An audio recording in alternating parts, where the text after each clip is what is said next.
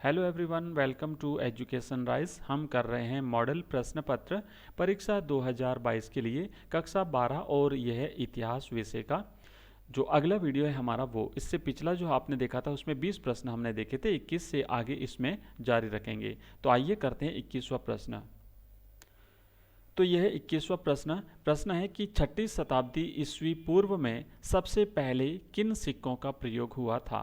6ठी शताब्दी ईसा पूर्व की बात हो रही है। 6ठी शताब्दी ईसा पूर्व में भारत में सबसे पहले चांदी और तांबे के आहत सिक्कों का प्रयोग हुआ था। तो चांदी और तांबे के जो ये सिक्के थे इन्हें आहत सिक्के कहा गया है।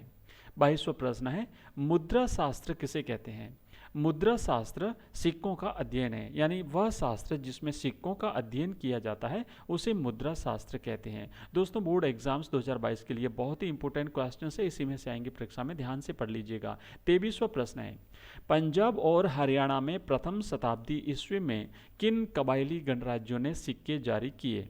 उत्तर है पंजाब और हरियाणा में प्रथम शताब्दी ईस्वी में योद्धे गणराज्यों ने सिक्के जारी किए थे। कौन से गणराज्यों ने किए थे? तो इसका उत्तर रहेगा योद्धे गणराज्यों ने सिक्के जारी किए थे।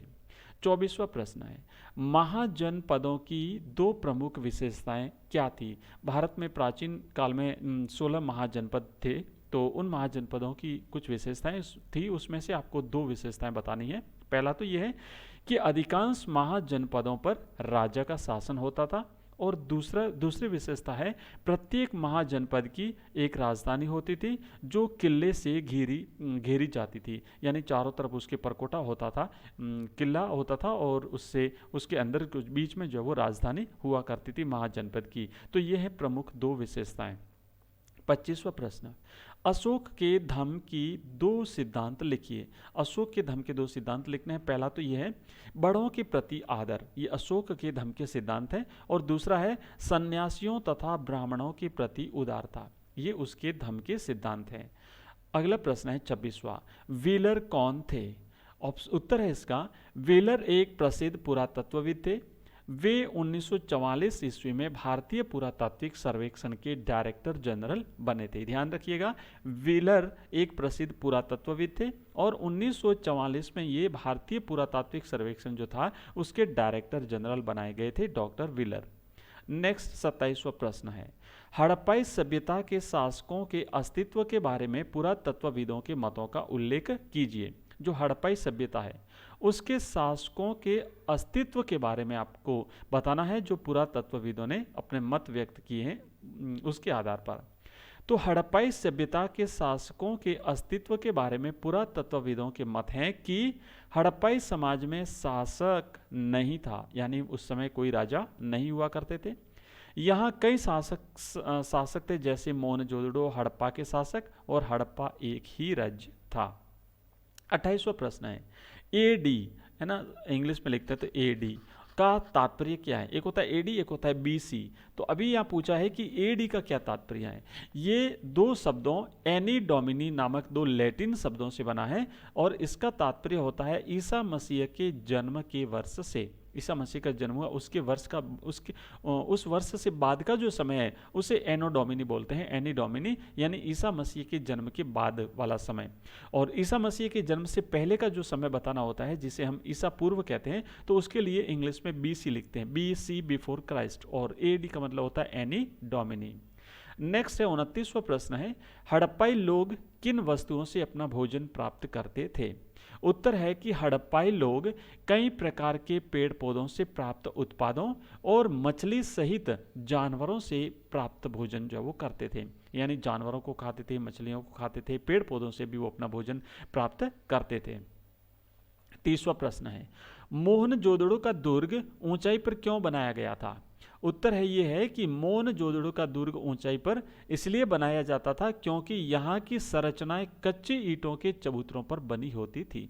तो यहाँ पर जो भवन बनाए जाते थे वो कच्ची ईंटों के चबूतरे होते थे, उसके ऊपर बनाए जाते थे इसलिए। 31वां प्रश्न है, 1980 के दशक में हड़प्पा के कब्रिस्तान में उत्खनन में कौन सी वस्तुएं मिली थी।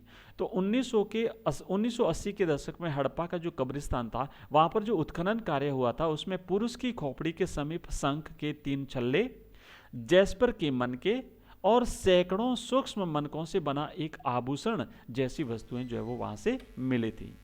अगला प्रश्न है, हड़प्पाई सभ्यता में पुरातत्वविदों ने सामाजिक भिन्नता को पहचानने के लिए कौन सी विधि का प्रयोग किया था।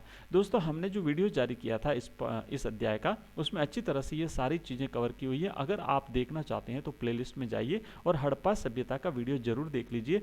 चित्रों सहित आपको वहाँ पर हर एक चीज़ समझाई गई है।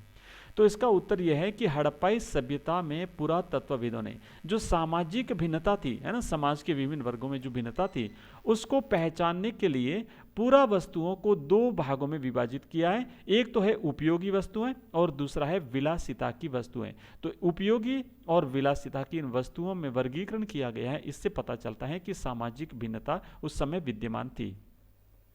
33वां प्रश्न है, नागेश्वर तथा बालाकोट क्यों प्रसिद्ध थे।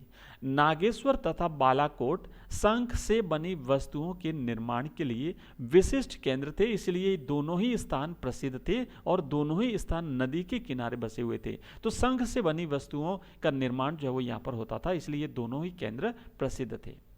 24वां प्रश्न है, जॉन मार्शल कौन थे। जॉन मार्शल भारतीय पुरातात्विक सर्वेक्षण के डायरेक्टर जनरल थे। 1924 ईस्वी में इन्होंने सिंधु घाटी की सभ्यता की खोज की घोषणा की थी। तो ये थे भारतीय पुरातात्विक सर्वेक्षण जो विभाग था उसके डायरेक्टर जनरल बनाए गए थे और 1924 में इन्होंने सिंधु घाटी सभ्यता की खोज की घोषणा की थी।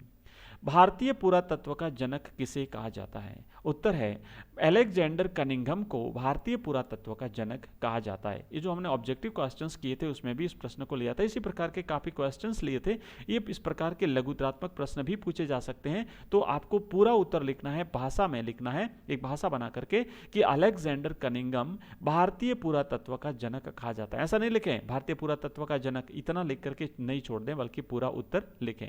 तो दोस्तों, ये था हमारा आज का एक छोटा सा वीडियो जिसमें हमने इतिहास के अति लघुत्रात्मक और लघुत्रात्मक प्रश्न देखे। इससे पहले भी हमने कई मॉडल प्रश्न पत्रों के वीडियोस जारी किए हैं जो आपको आगामी बोर्ड परीक्षा में आपकी बहुत ज़्यादा मदद करेंगे। अगर वीडियो पसंद आया हो तो दोस्तों को शेयर करें और इसको सब्सक्राइब करें चैनल को, और वीडियो को लाइक करें, और इसी प्रकार के वीडियोस के लिए पुनः हमारे चैनल पर विजिट करें। बहुत बहुत धन्यवाद आप सभी का वीडियो देखने के लिए।